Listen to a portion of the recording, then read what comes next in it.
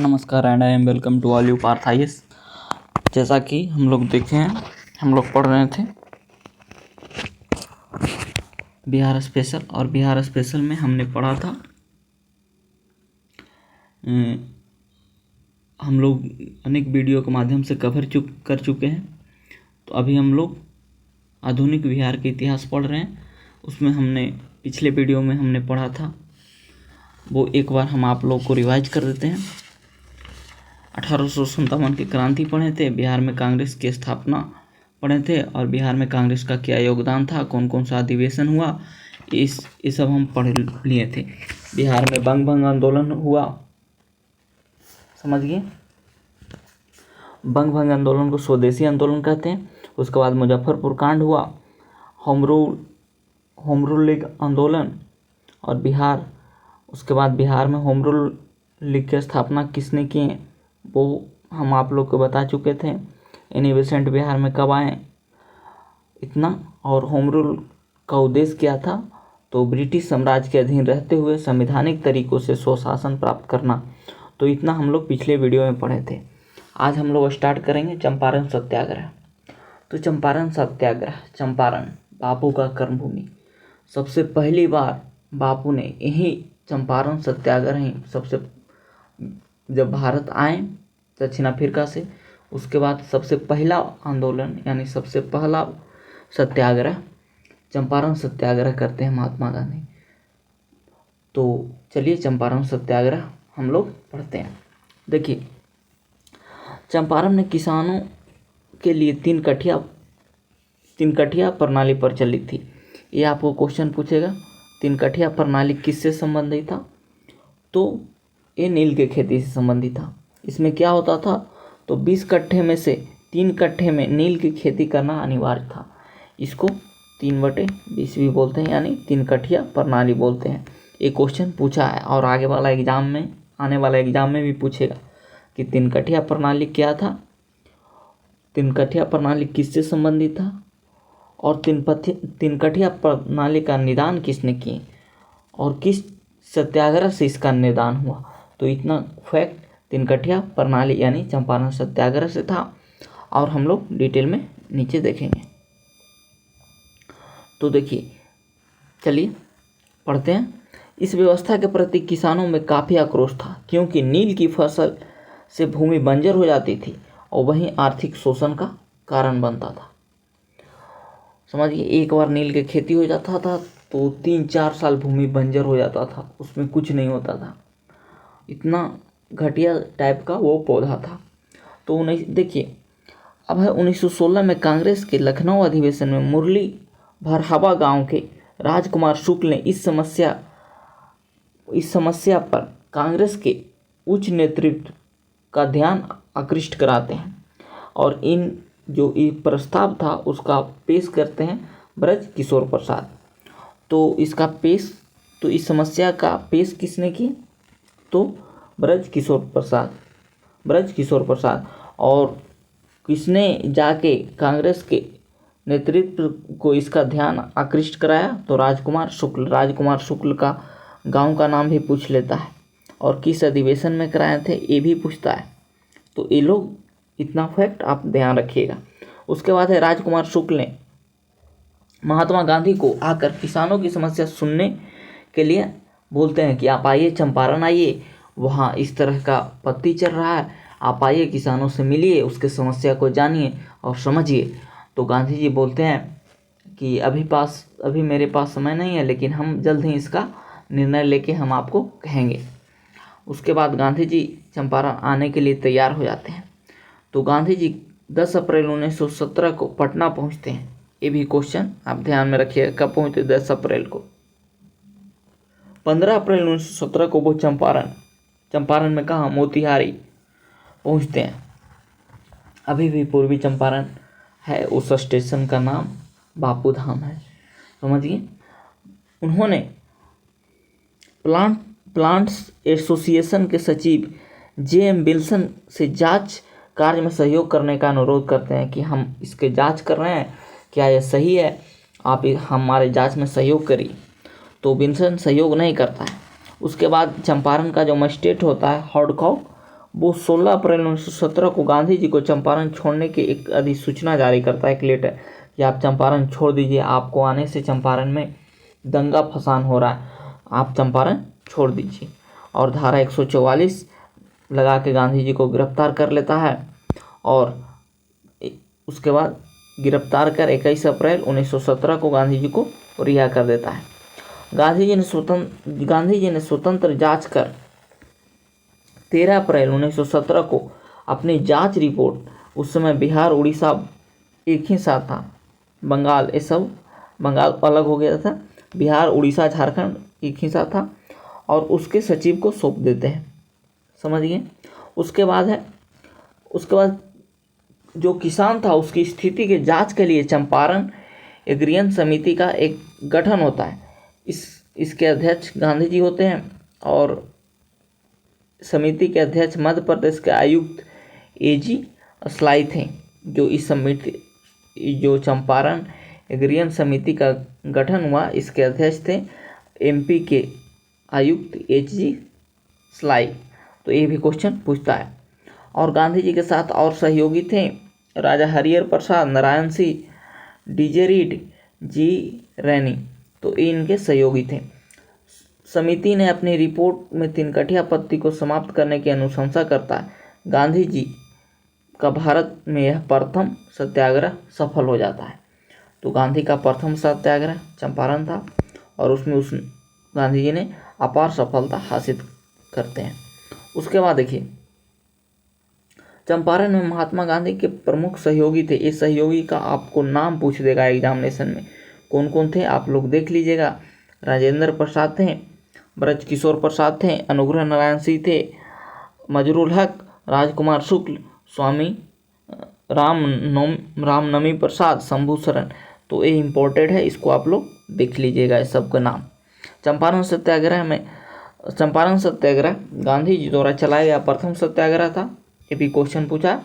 गांधी जी से प्रेरित होकर जून 1919 में मधुबनी जिले के किसान स्वामी विद्यानंद के नेतृत्व में दरभंगा महाराज के विरोध आंदोलन करता है। ये भी फैक्ट आपको इम्पोर्टेंट है, फैक्ट को आप देख ही लीजिएगा, समझ लीजिएगा।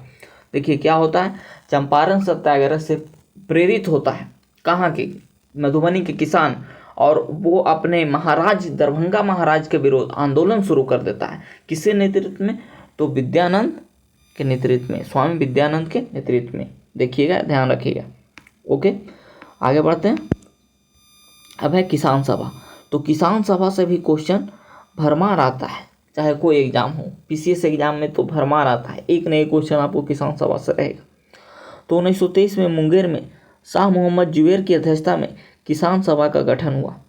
कब हुआ, 1923 में, ध्यान रखिएगा डेट, समझिए ना, यहाँ से आपको मिलेगा। 1923 में अध्यक्षता कौन किए थे। और देखिए, श्री कृष्ण सिंह इसके प्रथम उपाध्यक्ष थे, सिद्धेश्वरी चौधरी, नंद किशोर सिंह इनके सचिव थे। तो इतना फैक्ट है, इसको फैक्ट को आप बहुत इम्पोर्टेंट है, इसको नोट डाउन कर लीजिएगा और इसको बार बार पढ़िएगा, समझिए। उसके बाद चलिए आगे की घटना देखते हैं। 1928 में स्वामी सहजानंद सरस्वती ने बिहटा में औपचारिक किसान सभा का गठन किया। तो ये भी कहता है 1928 में, ये भी क्वेश्चन पूछता है स्वामी सहजानंद कहाँ गठन करते हैं, तो बिहटा पटना में, समझिए। उसके बाद आगे चलते हैं। नवंबर 1929 में सोनपुर मेला में स्वामी सहजानंद सरस्वती की अध्यक्षता में विधिवत प्रांतीय किसान सभा की स्थापना की गई। इनके सचिव श्री कृष्ण से थे। तो 1928 और 1929 ये दोनों से क्वेश्चन आपको मिलेगा, समझिए। तो 1928 में कहाँ हुआ, तो पटना के बिहटा में हुआ, औपचारिक था। और नवंबर 1929 डेट के साथ सोनपुर मेले में स्वामी सहजानंद सरस्वती की अध्यक्षता में विधिवत प्रांतीय किसान सभा का स्थापना होता है और इसके सचिव कृष्ण सिंह को बनाया जाता है। उसके बाद है आगे, बिहार किसान आंदोलन में कार्यानंदन शर्मा, राहुल संकृत्यान, पंचानन शर्मा, यदुनंदन शर्मा इनके प्रमुख नेता थे। ये नेता भी आप लोग देख लीजिएगा, और किस क्षेत्र से था ये आप लोग पढ़ लीजिएगा गूगल करके, हम आगे बताएंगे। ये छपरा से थे, सिवान से थे और ये गया से थे, समझिए। उसके बाद देखिए बिहार प्रांतीय किसान सभा का दूसरा अधिवेशन पुरुषोत्तम दास टंडन की अध्यक्षता में होता है, 1934 में होता है। और तीसरा अधिवेशन स्वामी सहजानंद सरस्वती की अध्यक्षता में 1935 में हाजीपुर में होता है। तो यहाँ आप लोग कन्फ्यूजन नहीं करिएगा, आपको एग्जाम में बार बार कन्फ्यूजन होगा, इस कन्फ्यूजन को हम आपको दूर कर देते हैं यहीं पे। देखिए कहता है 1934 में हुआ था, उसके अध्यक्षता पुरुषोत्तम दास टंडन थे, समझ गया, ये दूसरा था। और तीसरा होता है स्वामी सहजानंद सरस्वती की अध्यक्षता में हाजीपुर में, समझिए, तो इसको ध्यान में रखिएगा। उसके बाद है नवंबर 1936 में कार्यानंदन शर्मा के नेतृत्व में मुंगेर में बड़हिया ताल में एक बिहार प्रांतीय किसान सभा ने जमींदारों को उत्पीड़न के विरोध संघर्ष किया। तो ये पूछेगा मुंगेर के बड़हिया ताल में किसके नेतृत्व में, तो कार्यानंदन शर्मा के नेतृत्व में। 11 अप्रैल 1936 को लखनऊ में स्वामी सहजानंद सरस्वती की अध्यक्षता में अखिल भारतीय किसान सभा का गठन हुआ। इनके सचिव एन.जी. रांगा थे और यही एन.जी. रांगा चंपारण सत्याग्रह का विरोध करते हैं। समझिए क्यों करते हैं वो हम आपको डिटेल में पढ़ाएंगे तो बताएंगे, समझिए। आप लोग जानते हैं तो कृपया कमेंट में कमेंट करिए किस कारण से किए थे। अब देखिए किसान सभा का मुख्य उद्देश्य था किसानों की समस्या को राष्ट्रीय स्तर पर लाना और उसका समाधान करना, समझिए। अब देखिए कुछ टेबल है, इस टेबल को आप लोग स्क्रीनशॉट ले लीजिएगा, ये टेबल याद कर लीजिएगा, कंठस्थ कर लीजिएगा, यहीं से आपको क्वेश्चन फंसेगा। तो देखिए बिहार प्रांतीय किसान सभा सम्मेलन हुआ, कब हुआ, किस वर्ष हुआ, कौन स्थान पर हुआ और इनकी अध्यक्षता कौन की, ये 3 क्वेश्चन आपको मिलेगा। पहला सोनपुर 1929 में स्वामी सहजानंद सरस्वती, दूसरा गया 1934 में पुरुषोत्तम दास टंडन और तीसरा हाजीपुर में 1935 में स्वामी सहजानंद सरस्वती। ये तीनों किसान सभा को याद रखिएगा, समझ गए। और 1936 में क्या हुआ था, 11 अप्रैल 1936 हम आगे बताए हैं। 11 अप्रैल 1936 में अखिल भारतीय किसान सभा का गठन होता है और इसके अध्यक्षता कौन करते हैं, तो स्वामी सहजानंद सरस्वती और इनके सचिव कौन होते हैं, तो एन.जी. रांगा। फैक्ट को हमेशा कंठस्थ कर लीजिएगा, समझिए। 1936 वाला क्वेश्चन आपको बार बार पूछेगा और न तो ये पूछेगा, समझिए। ये 4 को ही पूछेगा, 1936, 1929, 1934 और 35, समझिए। 34, 35, 36 और 29। चलिए आगे चलते हैं। बिहार के प्रमुख किसान नेता और उनके कार्य क्षेत्र, यहाँ से भी आपको पीसीएस क्वेश्चन पूछता है। बताया ना, यदुनंदन शर्मा गया से थे, यमुना कहाँ से थे, दरभंगा से थे, राहुल शंकर त्यान अंबारी आंदोलन यही चलाए थे, सिवान से थे, और कार्यानंदन शर्मा मुंगेर के बड़हिया ताल में आंदोलन चलाए थे। तो ये था। अब है खिलाफत आंदोलन और बिहार। तो खिलाफत क्या था, थोड़ा सा बैकग्राउंड जान लेते हैं। तो प्रथम विश्व युद्ध के पश्चात मित्र राष्ट्रों द्वारा तुर्की के खलीफा के अपमानजनक शर्तों के विरोध में यह आंदोलन शुरू हुआ था, जिसको खिलाफत आंदोलन करते हैं। ये कब हुआ, 1919 से 1923 तक, डेट याद रखिएगा। उसके बाद है नवंबर 1929 में पटना में इसकी अध्यक्षता कौन करते हैं, तो हसन इमाम करते हैं। ये क्वेश्चन बहुत इंपॉर्टेंट है। खिलाफत आंदोलन की अध्यक्षता बिहार में हसन इमाम के द्वारा किया जाता है, समझिए। उसके बाद आगे चलते हैं। 19 मार्च 1920 को बिहार में मुसलमान हड़ताल करता है। 1920 के खिलाफत आंदोलन असहयोग आंदोलन के साथ साथ संचालित हो रहा है, दोनों एक साथ हो रहा था, असहयोग और खिलाफत। लेकिन तुर्की में मुस्तफ़ा कमाल पाशा द्वारा 1924 में खलीफा पद को समाप्त कर देने के कारण खिलाफत आंदोलन स्वतः निष्प्रभावी हो जाता है, समझिए। उसके बाद अब चलते हैं, एक खिलाफत था, खिलाफत से इतना ही क्वेश्चन रहेगा, समझिए। क्यों हुआ, इसकी अध्यक्षता पटना में कौन की, यही रहेगा बस। पटना में खिलाफत आंदोलन की अध्यक्षता कब हुआ और किसने की, ठीक है, डेट के साथ याद रखिएगा। अब है असहयोग आंदोलन और बिहार।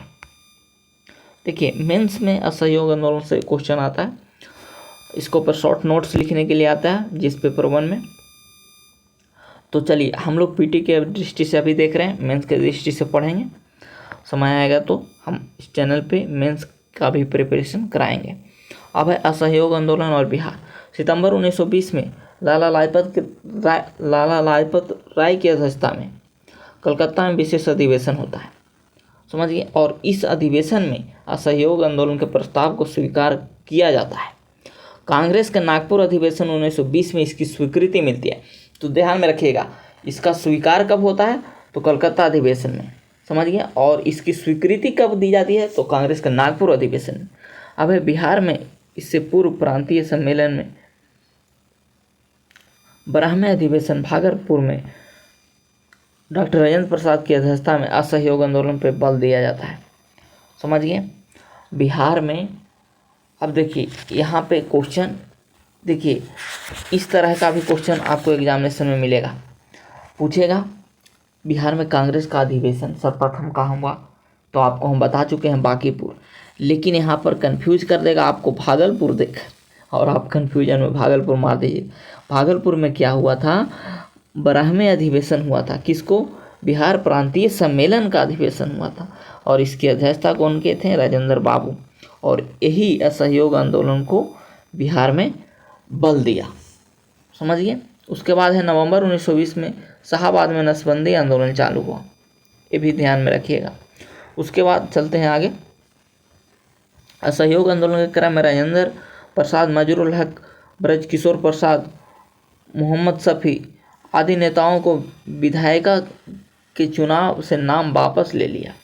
मतलब असहयोग आंदोलन के कारण ये सब चुनाव लड़ रहे थे विधायिका में, लेकिन अपने नाम वापस ले लेते हैं। और असहयोग आंदोलन में ये भी क्वेश्चन पूछता है कौन कौन थे जो कॉलेज और विश्वविद्यालय को छोड़े थे। राजेंद्र बाबू ने अपने वकालत पेशा छोड़ दिए थे। उनके भाई राय महेंद्र प्रसाद ने राय साहब की उपाधि लौटा दी थी और मजिस्ट्रेट पद से इस्तीफा दे दिया था। सोचिए उस समय, उस ज़माना में उनके भाई मजिस्ट्रेट थे राजेंद्र बाबू के। एक समृद्ध फैमिली से थे राजेंद्र बाबू, और बिहार के लिए बहुत कुछ किए राजेंद्र बाबू, समझिए। बहुत शांत स्वभाव के इंसान थे। असहयोग आंदोलन के समय शिक्षा के वैकल्पिक साधन उपलब्ध कराने के लिए राष्ट्रीय महाविद्यालय की स्थापना किया जाता है, जिसको बिहार विद्यापीठ के नाम से आगे जानेंगे। इसके प्राचार्य राजेंद्र प्रसाद को बनाया जाता है, समझिए। राष्ट्रीय महाविद्यालय के प्रांगण में बिहार विद्यापीठ का उद्घाटन 6 फरवरी 1921 को गांधी जी द्वारा किया जाता है। बहुत इम्पोर्टेंट है। बिहार विद्यापीठ की स्थापना कब हुआ? 6 फरवरी 1931 में। किसके द्वारा? गांधी जी द्वारा। मजरुल हक इसके कुलाधिपति बनाए जाते हैं, और ब्रजकिशोर प्रसाद को कुलपति ब्रजकिशोर प्रसाद, और कुलाधिपति बड़ा नाम है तो मजरुल हक, समझिए। इस तरह से इसको याद कर रख सकते हैं। चलिए, असहयोग आंदोलन के दौरान मजरुल हक ने दीघा के पास खैरू मियाँ से ज़मीन दान में मांगते हैं, और खैरू मियाँ ज़मीन को दान में दे देते हैं, और वहीं पे एक सदाकत आश्रम की स्थापना होता है। वो आश्रम आप जाइएगा, अभी भी है पटना में, और वो आश्रम इस समय कांग्रेस कार्यकारिणी का एक मुख्यालय बना दिया गया है, समझिए, कांग्रेस पार्टी का। चलिए अब आगे चलते हैं। और इसी दरमियान 1921 में मजरुल हक ने ये भी क्वेश्चन पूछता है, सदाकत आश्रम से दी मदरलैंड नामक एक पत्रिका निकाले थे। कौन पत्रिका? तो दी मदरलैंड, जिससे राष्ट्रीय भावना का प्रचार प्रसार किया जाता था, यानी नेशनलिज्म को बढ़ावा मिलता था। उसके बाद है 22 दिसंबर 1931 को युवराज प्रिंस ऑफ वेल्स का पटना में आगमन होता है। पटना में पूरा पटना में हड़ताल का आयोजन किया जाता है। 5 फरवरी 1922 को चौरी चौरा घटना के बाद गांधी जी 12 फरवरी 1922 को असहयोग आंदोलन स्थगित कर देते हैं। गांधी जी का आंदोलन, ऐसा क्रांतिकारियों का मानना है कि गांधी जी को यह आंदोलन स्थगित नहीं करना चाहिए था। इस पर सुभाष चंद्र बोस भी नाराज हो जाते हैं, और अनेक जो क्रांतिकारी नेता थे जो बहुत नाराज हो जाते हैं।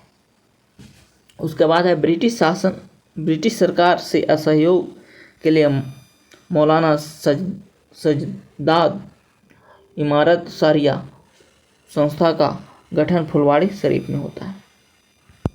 ये सब क्वेश्चन आपको पूछेगा नहीं। उसके बाद है राष्ट्रीय आंदोलन और बिहार। तो देखिए, बिहार का 37वां अधिवेशन कहाँ हुआ था? गया में। हम आपको बता चुके हैं।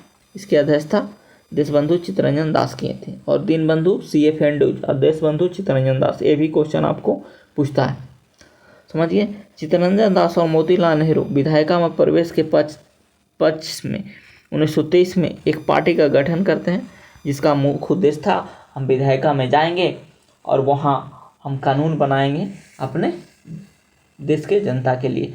लेकिन बहुत हद तक स्वराज पार्टी इसमें सफलता प्राप्त करता है, लेकिन बाद में जब इनकी मृत्यु हो जाती है चित्तरंजन दास की, तो ये पार्टी निष्क्रिय हो जाता है और ख़त्म हो जाता है। बिहार में फरवरी 1923 में स्वराज दल का गठन होता है और इसके प्रमुख नेता श्री कृष्ण थे।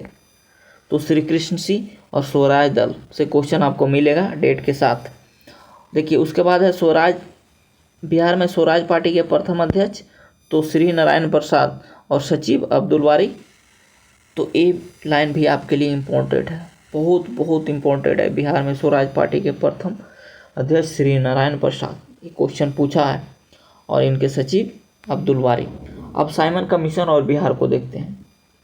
बताइएगा, पंजाब में एक नेता का मृत्यु हो जाता है साइमन कमीशन के विरोध करते समय। वो नेता का नाम क्या था? वो किस दल के नेता थे? नरम दल के नेता थे या गरम दल के नेता थे? आप कमेंट में बताइएगा। तो साइमन कमीशन और बिहार। साइमन कमीशन में एक भी भारतीय सदस्य नहीं होने के कारण इसका विरोध हुआ। 1928 में साइमन कमीशन भारत आता है। मॉन्टेगू चेम्सफोर्ड सुधार के निरीक्षण जांच के लिए आया था। राष्ट्रीय स्तर पर लाला लाजपत राय के नेतृत्व में इसका विरोध किया जाता है। बिहार में साइमन कमीशन 12 दिसंबर 1928 को पटना आया। अनुग्रह नारायण सिंह के नेतृत्व में नौजवानों ने इसका विद्रोह किया। बिहार में किसके नेतृत्व में? अनुग्रह नारायण सिंह के नेतृत्व में। ये भी क्वेश्चन इम्पोर्टेंट है और ये क्वेश्चन पूछेगा। तो साइमन कमीशन से इतना ही फैक्ट है जो बिहार के एग्जामिनेशन के दृष्टि से इम्पोर्टेंट है। चलिए आगे चलते हैं। थोड़ा वीडियो लंबा नहीं हो इसलिए हम वीडियो जल्द कर रहे हैं। बिहार सोशलिस्ट पार्टी, यहाँ से भी आपको एक क्वेश्चन देखने को मिलता है हर एक एग्जामिनेशन में। बिहार सोशलिस्ट पार्टी की स्थापना 1931 में होता है। इसके संस्थापक तो ढेर सारे थे और सबको याद रखिएगा, समझिए। गंगा शरण सिन्हा, रामानंद मिश्रा, रामवृक्ष बेनीपुरी बिहार सोशलिस्ट पार्टी का गठन करते हैं। 1934 में अंजुमन इस्लामिया हॉल में बिहार सोशलिस्ट पार्टी की औपचारिक स्थापना हुई। इसके अध्यक्ष आचार्य श्री नरेंद्र देव और इसके सचिव जयप्रकाश नारायण थे, समझिए। और अन्य सदस्य रामवृक्ष बेनीपुरी, गंगा शरण सिन्हा, ये सब, योगेंद्र शुक्ला, ये सब इनके अध्यक्ष थे। इस संगठन का मुख्य योगदान समाजवादी विचारधारा को बढ़ाने एवं किसान मजदूरों को संगठित करना था।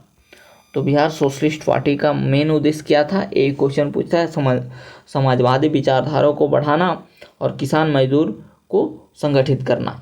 तो मेरे प्यारे व्यूअर्स, वीडियो ज़्यादा लंबा ना हो इसीलिए आज इतना ही। अगला वीडियो में हम लोग सविनय अवज्ञा आंदोलन से भारत छोड़ो आंदोलन तक ख़त्म कर देंगे, और कल बिहार स्पेशल में आपको आधुनिक बिहार ख़त्म कर देंगे। कुछ फैक्ट बटेगा, इससे जुड़े हुए फैक्ट जो हम आपको रिवीजन करा देंगे, और डेट के साथ क्या प्रमुख घटना है वो हम आपको भी पढ़ा देंगे। तो मेरे प्यारे व्यूअर्स, आप लोग इस चैनल को सब्सक्राइब कीजिए और ज़्यादा से ज़्यादा शेयर कीजिए, जिससे मेरा भी मोटिवेशनल बढ़े। मैं भी अपने दोगुने ऊर्जा के साथ आगे के वीडियो बनाएं और आपको प्रस्तुत करें। तो मेरे प्यारे व्यूअर्स, आज इतना ही। Thanks for watching this video. अब मिलेंगे आपको नेक्स्ट वीडियो में।